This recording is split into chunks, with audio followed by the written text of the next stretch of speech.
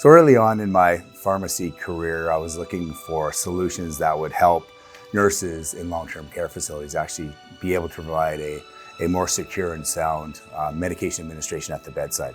So I ended up documenting all the miscommunications, all the errors related between pharmacy, pharmacists, and nursing and long-term care facility, and tried to really come up with a concept that would help patients, receive the right meds at the right time.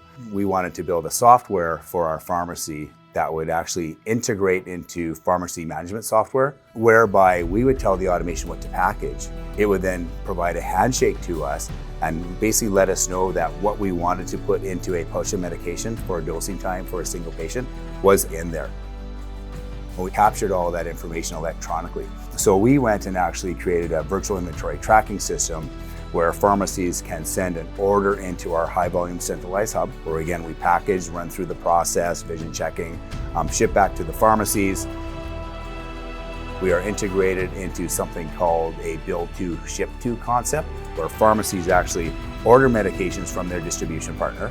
Those medications are shipped into our high volume hubs, and we package the pharmacy's medication and we track their on-hand inventory precisely. And we track lot number, expiration date, quantities right to the patient in real time. So basically bulletproofing the delivery of medication. I distinctly remember reading this New York Times article that came out maybe 6, 7, 8 years ago that basically directly pointed at us at the time and said that pharmacists today are not part of the care loop. If you could enable the pharmacists to be much more integrated in care delivery, it would be wonderful for the healthcare system. And I think if you remember, Shane, from that point on to now, we are working very, very hard to fulfill that mission. Ideally, the way things are going, I think everybody is realizing the best place to provide care is in a patient's home. The challenge, however, always is providing care at home is expensive. Our goal is to drive and provide that care cost effectively so that it is scalable, so that it is not only meant for the very sick people or the very rich people, but pretty much across the entire spectrum of population in North America.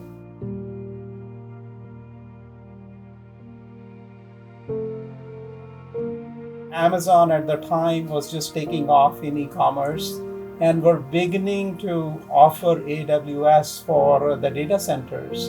And our thought process at the time was, can we do the same kind of experience for all the pharmacy owners who cannot invest in automation?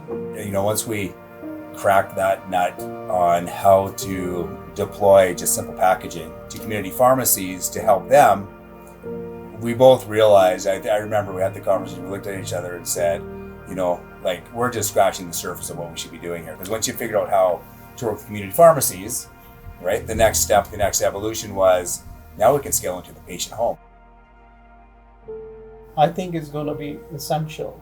I think the pieces that we are bringing together, whether it is automation hubs plastered around North America, whether it is our horizontal capacity of clinical pharmacists providing that oversight, whether it is the pieces of technology that are making them very, very productive and effective so that they can multiplex their knowledge across hundreds and thousands of patients who are being served on the platform, absolutely is going to help address our cost of capital, because our unit economics of delivery of care to each and every patient is absolutely going to be much better than anybody else out there. We truly believe that we're doing something that nobody else is doing.